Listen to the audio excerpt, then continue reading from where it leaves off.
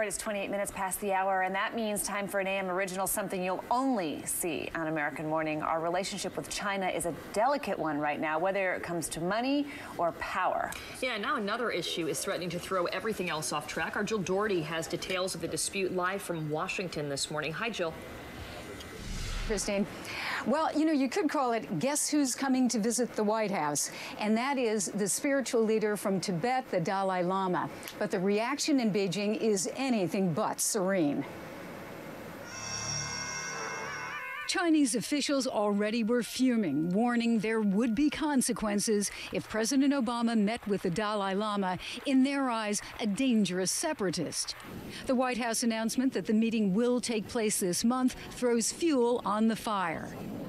Mr. Obama also is okaying U.S. arms sales to Taiwan, $6 billion worth for China's independent-minded province. Beijing, furious, cuts back on military-to-military cooperation with the U.S. Secretary of State Hillary Clinton calls out China on internet freedom. We've seen a spike in threats to the free flow of information.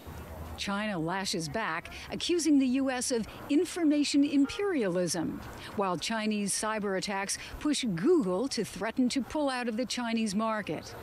Just last November, Mr. Obama was in Beijing shaking hands with President Hu Jintao. But one China watcher says there was a price for making that trip go smoothly. Between the election and November, Mr. Obama really stayed away from the difficult subjects of Taiwan and Tibet. But eventually he has to deal with them. Could these disputes torpedo relations between the world's largest economy and the world's third largest economy? We have China violating international law with subsidies and dumping. Really a form of international banditry.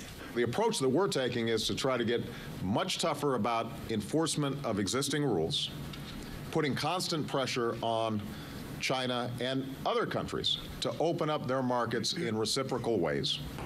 China holds $800 billion in U.S. debt.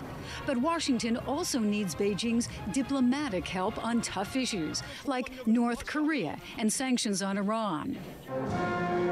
U.S. officials and China experts agree Beijing is becoming more assertive.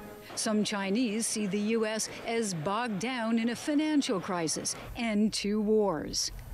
People are saying, tit for tat, don't take it anymore, don't bend down to the foreigners.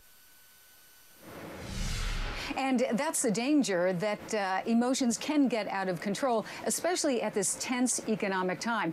As one U.S. official told us, there are a lot of issues where we're going to have collisions, but we want to make sure that they're the fender-bender variety. Kieran, Christine. All right. Jill Doherty for us this morning. Thanks so much.